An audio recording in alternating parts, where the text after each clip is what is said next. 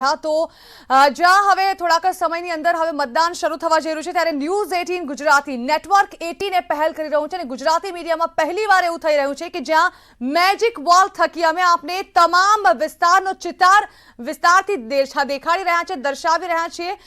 ત્યારે હાલ તો કહી શકાય કે જે પ્રકારે નજીક આવી રહ્યો છે સમય મતદાન શરૂ થઈ જશે ત્યારે હવે થોડાક સમયની અંદર વડાપ્રધાન મોદી પોતાની માતા સાથે મુલાકાત કરી શકે છે। આજ અંગે વધુ વાત કરવા માટે હિતેન્દ્ર બારોટ અમારા સહયોગી જોડાઈ રહ્યા છે। હિતેન્દ્ર, થોડીક જ વારની અંદર પોતાના માતાના આશીર્વાદ લેવા પહોંચી શકે છે વડાપ્રધાન નરેન્દ્ર મોદી, કેવો માહોલ?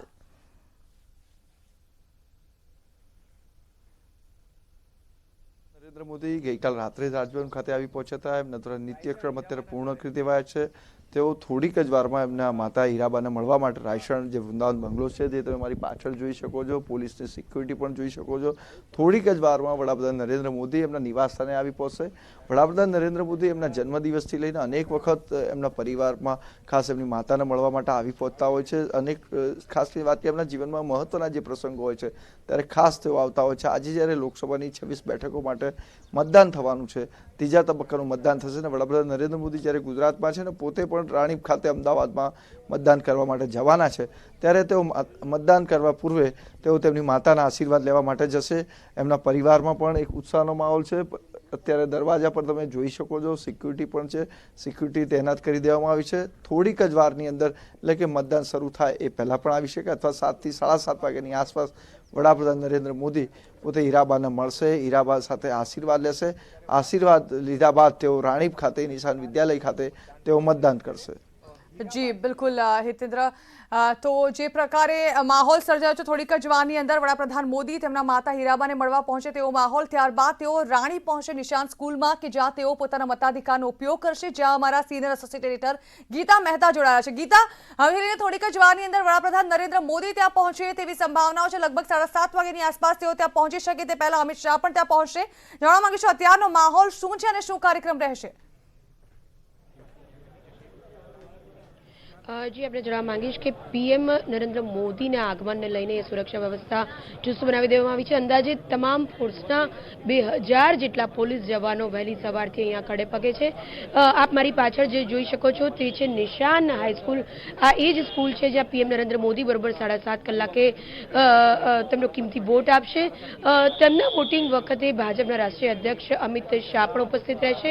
હું આપણે જણાવવા માંગીશ કે ગાંધીનગર લોકસભાનો જે મત વિસ્તાર છે તેમાં ન્યૂ રાણીપ નો પણ સમાવેશ થાય છે, એટલે કે અમિત શાહ માટે પીએમ નરેન્દ્ર મોદી આજે વોટ કરશે। સમગ્ર ગુજરાતની વાત કરીએ તો 4.5 કરોડ જેટલા મતદાતાઓ તેમના મતાધિકારનો આજે ઉપયોગ કરશે અને સમગ્ર ગુજરાતમાં 51 લાખથી પણ વધુ મતદાન મથકો ઊભા કરવામાં આવ્યા છે, જેમાંથી અંદાજે 5000 જેટલા મતદાન મથકો સંવેદનશીલ માનવામાં આવી રહ્યા છે, જેના પર સીધી નજર ઇલેક્શન કમિશનની રહેશે। સંવેદનશીલતાને લઈને વિવિધ જગ્યાએ સીસીટીવી કેમેરા પણ વધારાના લગાવવામાં આવ્યા છે અને તમામ ગતિવિધિઓ પર જે ગાંધીનગરનો કંટ્રોલ રૂમ છે તે સીધી નજર રાખશે।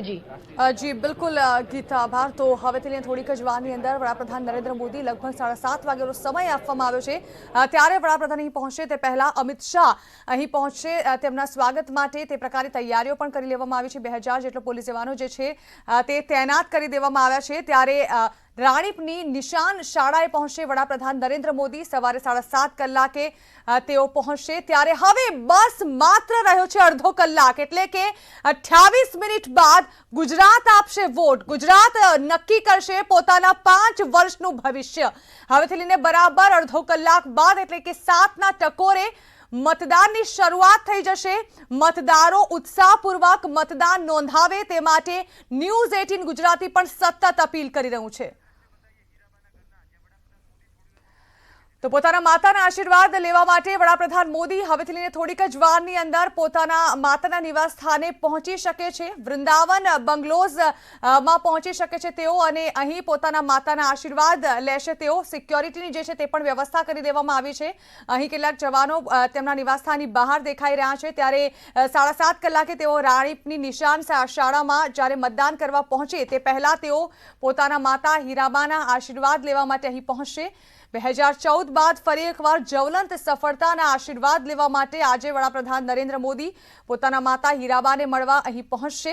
લગભગ સમય જે પ્રકારે 7:30 વાગ્યાનો તેમના વોટિંગનો છે તે પહેલા તેઓ એટલે કે થોડીક જ વારની અંદર હવે તેઓ ગાંધીનગર ખાતે પોતાના માતાના નિવાસસ્થાન પહોંચી શકે છે અને ત્યાં પોતાના માતાના આશીર્વાદ લીધા બાદ અહીંથી તેઓ રાણીપ જવા માટે રવાના થશે, જ્યાં તેઓ પોતાના મતાધિકારનો ઉપયોગ કરશે.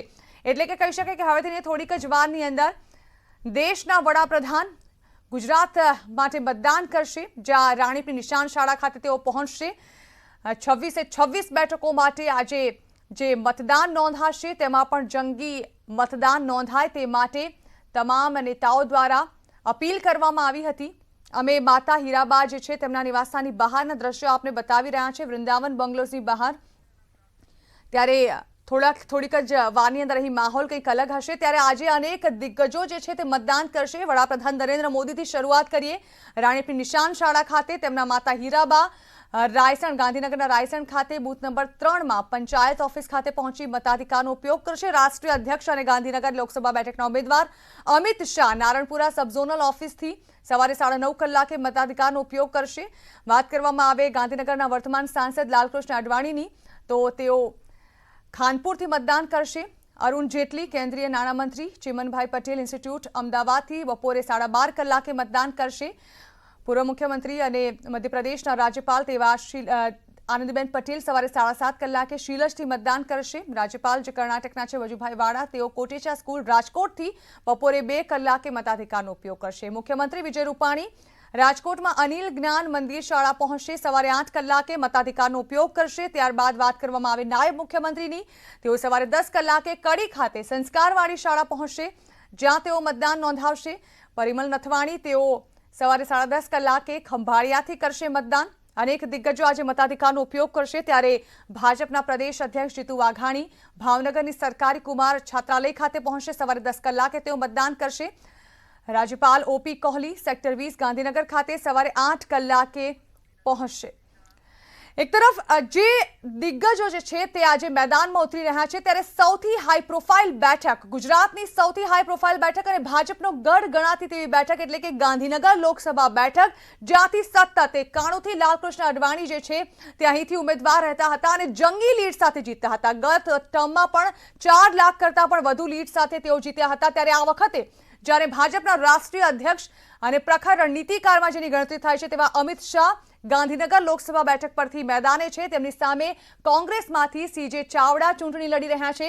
ત્યારે ગાંધીનગરની આ હાઈ પ્રોફાઇલ બેઠક પર સૌ કોઈની નજર મંડરાયેલી છે. અહીં શું અમિત શાહને ફરી એકવાર એટલે કે ભાજપને ફરી એકવાર જંગી લીડ મળશે કે પછી કોંગ્રેસ આ વખતે બાજી મારવામાં સફળતા મેળવે છે, તે હવે 23મી મે આ ફેસલો સામે આવશે. પરંતુ ગાંધીનગર લોકસભા બેઠક જીતવા માટે બંને પક્ષોએ એડી ચોટીનું